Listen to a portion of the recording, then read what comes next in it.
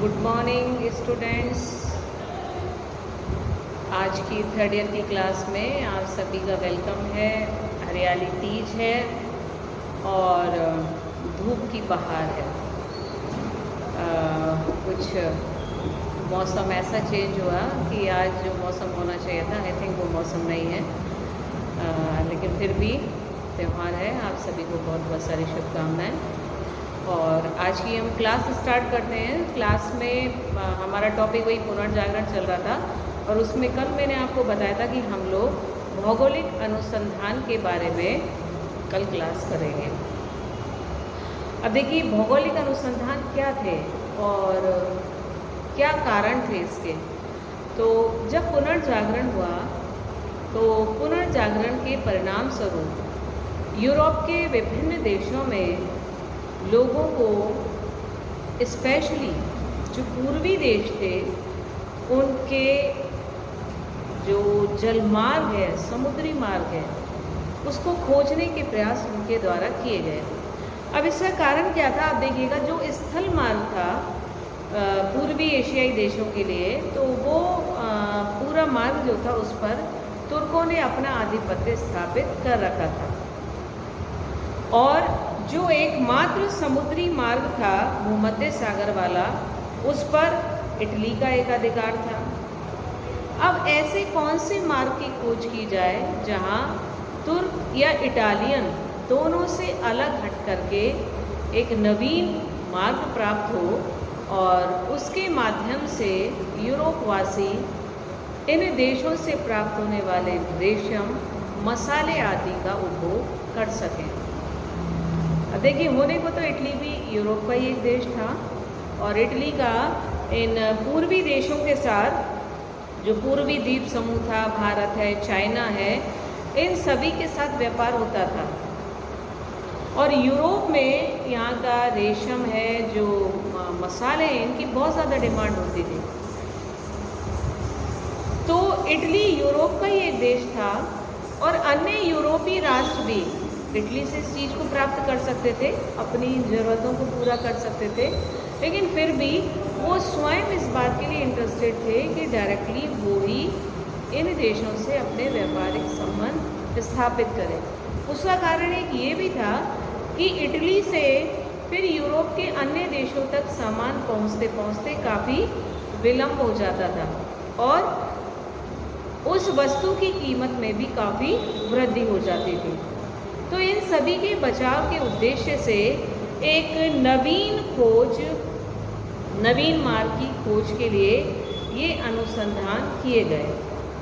अब हर देश इसमें आगे था और कुछ महत्वपूर्ण नाविक हुए हैं, खोजकर्ता हुए हैं, जिनका आपने छोटी क्लासेस में जिनके बारे में निश्चित रूप से पढ़ा होगा, लाइक वास्को डी गामा है, कोलंबस है, मैगेलन है। तो इनको छोटी क्लासेस में आपने ज्योग्राफी सब्जेक्ट में डेफिनेटली पढ़ा होगा। अब देखिए, एक नाम, इम्पोर्टेंट नाम और आता है और वो है मार्को पोलो। और मार्को पोलो को आप छोटे क्वेश्चन के लिए तैयार भी करेंगे, है ना, मतलब 2 मार्क्स वाला भी एंड 4 मार्क्स वाले में भी आपको ये क्वेश्चन आ सकता है। तो आप प्लीज़ इसको तैयार करिएगा। अब मार्को पोलो की हम बात करें, मार्को पोलो था कौन? आप देखिए, 13वीं सदी के अंत में हम देखते हैं कि मंगोल नेता था कुबलई खान।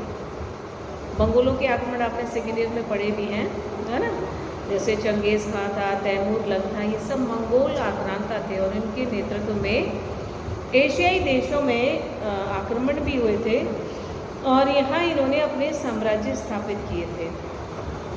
तो कुबलई खान जो था मंगोल नेता था और उसने, चूँकि एक बड़ा मंगोल साम्राज्य स्थापित हो चुका था, तो उसके द्वारा चीन में एक विशाल दरबार का आयोजन किया गया था।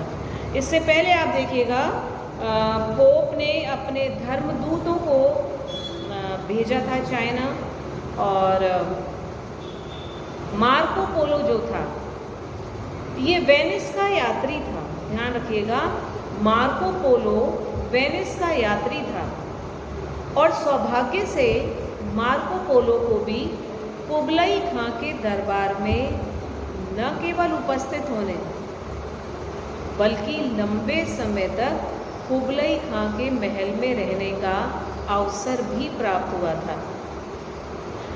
तो मार्को पोलो जब वहाँ रहा तो उसने जो शान शौकत वहाँ देखी, उस शान शौकत ने मार्को पोलो को काफ़ी प्रभावित किया। जब वहाँ से वो अपने कंट्री वेनिस वापस लौटा तो अपने कुछ मित्रों की सहायता से अपने उसके जो एक्सपीरियंस थे वहाँ के, उनको उसने शेयर किया। अपनी पूरी यात्रा का विवरण लिखा, अपने पूरे अनुभवों को उसने लिखा और अपनी उस बुक को उसने प्रकाशित करवाया। तो उसके इस यात्रा विवरण के माध्यम से वेनिस के लोगों को, उसके साथियों को, और जब ये यात्रा विवरण प्रकाशित हुआ तो यूरोप के अन्य देशों में भी इसकी प्रतियां पहुंची।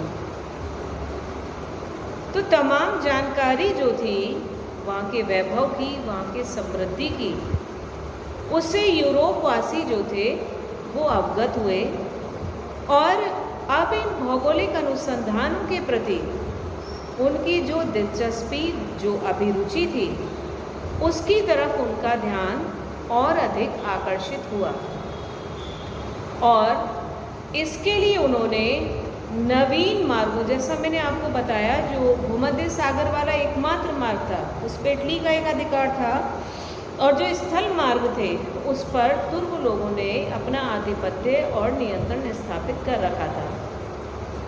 अब ये नवीन मार्ग कैसे प्राप्त हो, डेफिनेटली उसके लिए अनुसंधान करने पड़ेंगे, नई नई खोजें करनी पड़ेंगी। और इसी संदर्भ में आप देखिए यूरोप के विभिन्न राष्ट्र जो थे उन्होंने कार्य अपना प्रारंभ किया और इसमें जो सबसे आगे देश था, वो सबसे आगे आपका देश था पुर्तगाल। एक छोटा सा यूरोप का देश है और आपको याद होगा कि भारत में जब यूरोप वासी आए थे तो ये पोर्चुगीज़, पुर्तगाली जो थे, वो भारत में आने वाली पहली यूरोपीय विदेशी जाति थी। इन भौगोलिक अनुसंधान के क्षेत्र में यूरोप का ये पुर्तगाल देश जो है वो अग्रणी था। दूसरे शब्दों में हम कहें कि पूरी इन खोजों का नेतृत्व ही पुर्तगाल द्वारा किया गया था। अब इसका कारण क्या था? यहाँ के जो नाविक थे वो काफ़ी ट्रेंड थे और उसका सबसे बड़ा कारण क्या था? जो अंध महासागर में पुर्तगाल की स्थिति है वो उन्हें इस कार्य में, मतलब नाविक या अनुसंधान या सामुद्रिक मार्ग, इन सब के बारे में उनको पारंगत करती है। अंध महासागर में जो पुर्तगाल की भौगोलिक स्थिति है वो यहाँ के नाविकों को और अधिक ट्रेन और प्रशिक्षित करने में सहयोग प्रदान करती है। अब इसमें आप देखिए ये तो डेफिनेटली एक नेचर द्वारा गिफ्टेड उनको अनुकूल परिस्थिति थी, लेकिन इसके साथ साथ आप देखो जो पुर्तगाल के शासक का भाई था राजकुमार हेनरी, उसने नाविकों को और अधिक प्रशिक्षित करने के उद्देश्य से ऐसे स्कूलों को स्थापित करवाया जहां इन नाविकों को प्रॉपर ट्रेनिंग दी जाती थी, जिससे ये दक्ष नाविक बन सकें। और इसी के बाद आप देखो ये प्रशिक्षित नाविक जो थे उन्हें अटलांटिक महासागर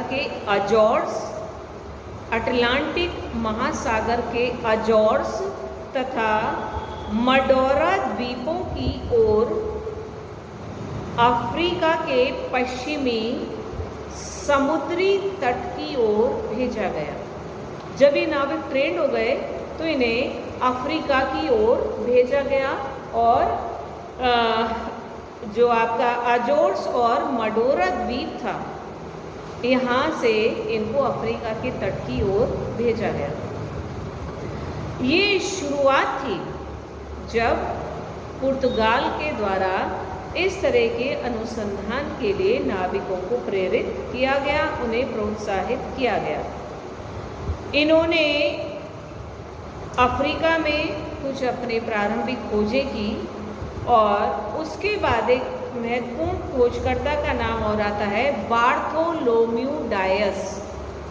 बार्थोलोम्यू डायस, इसके द्वारा केप कॉलोनी, ब्रैकेट में आप इसको लिख सकते हैं उत्तमाशा अंतरीप, उत्तमाशा अंतरीप, केप कॉलोनी ब्रैकेट में उत्तमाशा अंतरीप तक का चक्कर लगाकर भारत की खोज करने का प्रयास किया गया। भारत सभी के अट्रैक्शन का केंद्र था, ठीक है। तो इस तरह से हम एक ही जो भौगोलिक अनुसंधान का कार्य था वो प्रारंभ हुआ और पुर्तगाल जो यूरोप का छोटा सा देश था उसके द्वारा इस ओर ज़्यादा प्रयास किए गए, या स्टार्टिंग जो है वो पुर्तगाल के द्वारा की गई और इसमें शासक के भाई हेनरी ने बहुत महत्वपूर्ण भूमिका निभाई थी। अब सबसे महत्वपूर्ण हम देखें जो खोज करता थे, आपने नाम सुना होगा वास्को डी गामा। सुना है? कौन है Vasco D gamma? Vasco D gamma ने भारत की खोज की थी। वास्को डी गामा द्वारा भारत की खोज की गई थी और 1498 ईस्वी में, आपने पहले कहीं पढ़ा हो, भारत में ये यहाँ का जो प्रसिद्ध बंदरगाह है कालीकट वहाँ पहुँचा था और यहाँ के शासक जमोरीन द्वारा भव्य स्वागत वास्को डी गामा का किया गया था और वास्को डी गामा को बहुत सारे भेंट उपहार आदि दे करके उसको लौटाया गया था। इस प्रकार से पूर्वी दुनिया के साथ जो संपर्क था, जो एक मार्ग ढूंढना था, उसकी खोज का कार्य वास्को डी गामा के द्वारा किया गया था। तो ये दो पुर्तगाल की दो महत्वपूर्ण खोजें थी, एक बार्थोलोम्यू डायस द्वारा उत्तमाशा अंतरीप, देन वास्को डी गामा द्वारा भारत की खोज करने का कार्य किया गया था। अब इसके बाद स्पेनिश, आप देखिए स्पेनिश जो थे वो भी किसी प्रकार से कम नहीं रहे। जब यूरोप के एक देश द्वारा इस प्रकार की खोज और अनुसंधान का कार्य किया गया तो स्पेनिश भी आगे आ गए और उन स्पेनिश नाविकों में सबसे महत्वपूर्ण है क्रिस्टोफर कोलंबस। क्रिस्टोफर कोलंबस जो स्पेनिश नाविक था, स्पेनिश नाविक था। अब इसमें आप थोड़ा सा लिख लेंगे, क्रिस्टोफर कोलंबस में 3 अगस्त 1492 ईस्वी को, 3 अगस्त 1492 ईस्वी को क्रिस्टोफर कोलंबस ने पालोस बंदरगाह से 3 छोटे जहाज़ों, ये पहले वो जो मल्टीपल चॉइस क्वेश्चंस आते थे MCQs, जब वो प्रोसेस था तो उसमें क्वेश्चन कई बार आता भी था और आपको बता दूं कॉम्पिटिटिव एग्ज़ाम में भी क्वेश्चन कई बार आता है। तो आप इसको इसीलिए मैं आपको नोट भी करा रही हूँ, बहुत धीरे धीरे बोल रही हूँ, आराम से लिखिएगा। पालोस बंदरगाह से 3 छोटे जहाज़ों मेरिया, पिंटा और नीना के साथ कोलंबस ने अपनी महान सामुद्रिक यात्रा प्रारंभ की। मेरिया, पिंटा और नीना, ये 3 उसके छोटे छोटे जहाज़ थे। अब आप देखिए यात्रा स्टार्ट हो गई और लगभग 5 सप्ताह का समय, जबकि कोलंबस और उसके साथियों को ज़मीन के दर्शन नहीं हुए। मतलब जहाँ देखो 5 सप्ताह तक स्थिति ये थी, पानी पानी चारों तरफ, ज़मीन के दर्शन नहीं हुए। अब स्थिति काफ़ी विकट हो गई, क्योंकि आप देखो जब आप लंबी यात्रा पर निकलते हैं जनरली तो भी हम अपने साथ खाने पीने की पूरी सामग्री ले जाने का प्रयास करते हैं। अब स्थिति ये थी, अंदर जो हमारे खाने पीने का सामान था वो भी समाप्त हो रहा था और जीवन मृत्यु का समय अब कोलंबस के समक्ष उपस्थित हो गया था, क्योंकि कई धर्म भीरू मल्ला विद्रोह पर उतारू हो गए थे जो उसके साथ ही थे। लेकिन इस समय शायद कोलंबस के भाग्य ने कुछ उसका साथ दिया और 6 अक्टूबर के दिन दूर क्षितिज में उसे कुछ पक्षी उड़ते हुए नजर आए। दूर क्षितिज में उसको कुछ पक्षी उड़ते हुए नजर आए, तो उसकी जो हताशा थी वो अब पुनः, जो वो निराश हो रहा था, वो आशा में परिवर्तित होने लगी और उसने अमेरिका की भूमि पर अपना पहला कदम रखा और उसके द्वारा बहामा द्वीप समूह पर पहला कदम रखा गया। बहामा द्वीप समूह पर पहला कदम रखा गया। इसके कुछ समय के पश्चात क्यूबा, हैटी आदि स्थानों की खोज भी उसके द्वारा की गई। क्यूबा, हैटी आदि स्थानों की खोज भी कोलंबस के द्वारा की गई। लेकिन क्या था, ये जो स्थान था, कोलंबस को ये फील हुआ कि ये एशिया के दक्षिण पूर्व में स्थित है, भारत है। इसलिए उसने इस पूरे द्वीप समूह का नाम रख दिया इंडीज़ और यहाँ पे रहने वाले जो लोग थे उसको उसने इंडियंस कह करके पुकारा। इंडीज़ उस जगह का, द्वीप समूह का नाम रखा और यहाँ के निवासियों को उसने इंडियंस कह के पुकारा। इस तरह से कोलंबस ने अपनी प्रथम यात्रा करी, फिर वो लौट आया और उसका भव्य स्वागत किया गया। इसके बाद 1493 में अगेन कोलंबस ने अपनी यात्रा प्रारंभ की और इस बार वो 3 नहीं 17 जहाज अपने साथ लेकर के निकला और अमेरिका उसे भेजा गया। परंतु इस बार भी, क्योंकि वो जब अपनी उसने पूर्व की यात्रा की थी तो उसने मसाले आदि तो वो खूब सारे लेकर के आया था, भरपूर मात्रा में मसाले, रेशम आदि, लेकिन स्पेन के राजकोष में किसी प्रकार की वृद्धि वो नहीं कर पाया था। तो इसलिए वो पुनः गया, लेकिन इस बार उसको कोई विशेष सफलता नहीं मिली और अंत में उसी दुख और निराशा में 1526 ईस्वी में उसकी मृत्यु हो गई। लेकिन अब उसके द्वारा ये जो कार्य स्टार्ट किया गया था उस कार्य को कंटिन्यू किया गया और वो भी स्पेनिश था। उसका नाम है अमेरिगो वेस्पुची। नाम लिखिएगा, अमेरिगो वेस्पुची, क्योंकि निसंदेह जो कोलंबस के द्वारा कार्य किया गया तो काफ़ी साहसिक कार्य था। उसने उस नई दुनिया का मार्ग दिखाया। अमेरिका की खोज का श्रेय भी उसको दिया जाता है, लेकिन दुर्भाग्य से वो प्रॉपर उसकी खोज नहीं कर पाया था।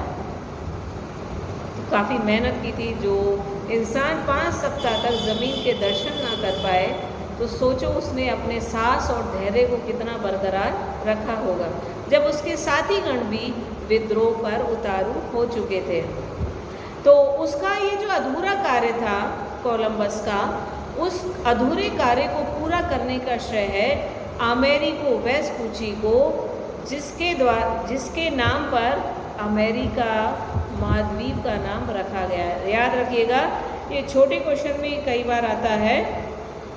अमेरिगो वेस्पुची के नाम पर, ये इटालियन था, सॉरी, कोलंबस स्पेनिश था और अमेरिगो वेस्पुची जो था वो इटालियन था, और उस इटालियन नाविक ने कोलंबस के कार्य को पूरा किया था और उसी को उसके सम्मान देने के उद्देश्य से अमेरिका महाद्वीप का नाम अमेरिगो वेस्पुची के नाम पर रखा गया है। फिर इसके बाद आप देखिएगा जो अगला महत्वपूर्ण अनुसंधान करता था या खोज करता था उसका नाम है मैगेलन, फर्डिनेंड मैगेलन, जिसके बाद मतलब जो कोलंबस की यात्रा थी काफ़ी साहसिक और रोमांचक थी, और उसके बाद गए उससे भी कहीं ज़्यादा रोमांचक जो यात्रा की गई वो फर्डिनेंड मैगेलन के द्वारा की गई थी। और फर्डिनेंड मैगेलन जो था, इसके जो विभिन्न इसके द्वारा भौगोलिक अनुसंधान के दौरान जो कार्य किए गए, जो उपलब्धियाँ प्राप्त हुई, उनके उल्लेख हिस्ट्री में मिलते हैं। तो ये जब अपनी यात्रा पर निकला 1509 ईस्वी में इसकी यात्रा स्टार्ट हुई, अपने 5 जहाज और 300 लोगों के साथ, 300 लोग जो थे वो नाविक थे और कुछ जो अन्य कार्यों में सहायता प्रदान करने वाले, 300 लोगों के साथ स्पेन से ये रवाना हुआ। और इसके बाद दक्षिण पश्चिम और दक्षिणी अमेरिका की दक्षिणी नोक को पार कर ये प्रशांत महासागर तक पहुंच गया। इसको नोट करिएगा, 1519 ईस्वी में मैगेलन अपने 5 जहाज़ों और 300 साथियों के साथ रवाना हुआ और स्पेन से वह दक्षिण पश्चिम और दक्षिणी अमेरिका की दक्षिणी नोक को पार कर प्रशांत महासागर पहुंच गया। अब आप देखिए इसकी यात्रा को रोमांचक क्यों कहा जाता है। लंबी यात्रा इसने भी की थी। जो लकड़ी के कंटेनर्स हम उनको कह सकते हैं, ढोल टाइप वो बने थे, जैसा विवरण मिलता है। तो उसमें जो पानी रखा गया था, क्योंकि काफ़ी लंबा समय हो गया था समुद्र में यात्रा करते करते, तो वो जो पानी था उसमें कीड़े पड़ चुके थे। और इसके अलावा जो सामग्री थी, लकड़ी का बुरादा, चूहे, ये जो जहाज में हो गए थे, उन सबको खा करके काफ़ी लंबा समय मैगेलन और उसके साथियों ने पार किया था। तो इस तरह से उसकी यात्रा जो थी वो काफ़ी कष्टदायी भी रही, लेकिन फिर भी मैगेलन जो था वो उसने ये समुद्री मार्ग ढूंढे और वो फिलीपाइंस पहुंच गया। फिलीपाइन द्वीप समूह पहुंचा, लेकिन यहाँ के जो आदिवासी थे, जो यहाँ के प्रॉपर निवासी थे फिलीपाइंस द्वीप समूह के, यहाँ के लोगों से मैगेलन का थोड़ा झगड़ा हो गया और मैगेलन सहित उसके जो कुछ साथी थे वो मारे गए। कुछ क्या, उसके बहुत सारे साथी इन आदिवासियों द्वारा मारे गए झगड़े के दौरान। ऐसा माना जाता है केवल एक जहाज किसी तरह से बच गया, जो अफ्रीका का चक्कर लगाकर स्पेन वापस पहुंच गया।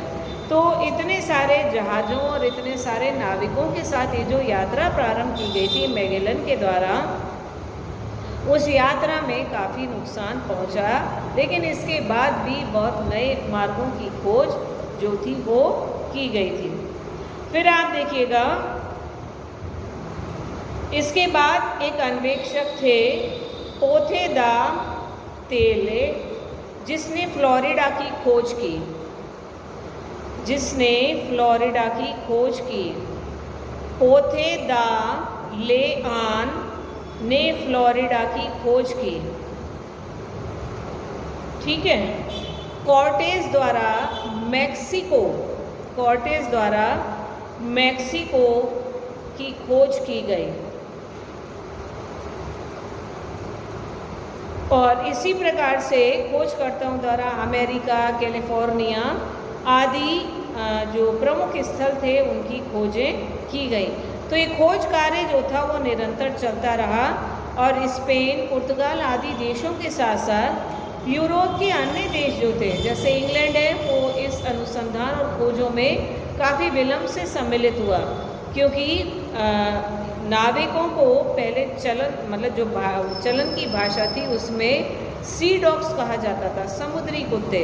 लेकिन धीरे धीरे जो इंग्लैंड के शासक थे, ब्रिटेन के शासक हेनरी सप्तम के समय इंग्लैंड में भी इन भौगोलिक अनुसंधान के कार्य को प्रारंभ किया गया था और जॉन कैबेट नामक एक व्यक्ति को खोज के लिए भेजा गया था, जिसने पूर्वी उत्तरी अमेरिका के तट पर पहुंचकर न्यू फाउंडलैंड की खोज की थी।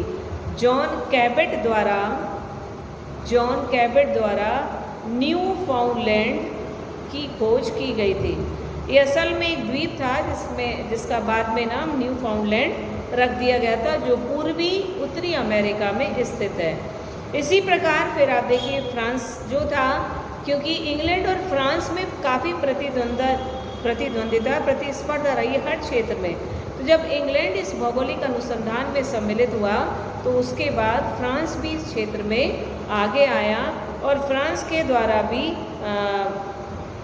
अपने खोजी नाविकों को विभिन्न स्थलों की खोज करने के लिए भेजा गया और इस तरह से यूरोप के प्रमुख देश जो थे उन्होंने इस भौगोलिक अनुसंधान में अपनी महत्वपूर्ण भूमिका निभाई थी।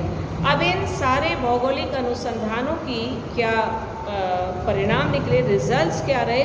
डेफिनेटली जो पॉजिटिव रिजल्ट्स थे वो ज़्यादा थे, लेकिन कहीं ना कहीं जब कहते हैं ना अति हो जाती है तो वो पॉजिटिव रिजल्ट्स जो थे, जहाँ व्यापार अच्छा हो सकता था, जहाँ विभिन्न जो सांस्कृतिक समन्वय वाली बात है, सांस्कृतिक आदान प्रदान वाली बात है, वो पॉसिबल हो सकती थी।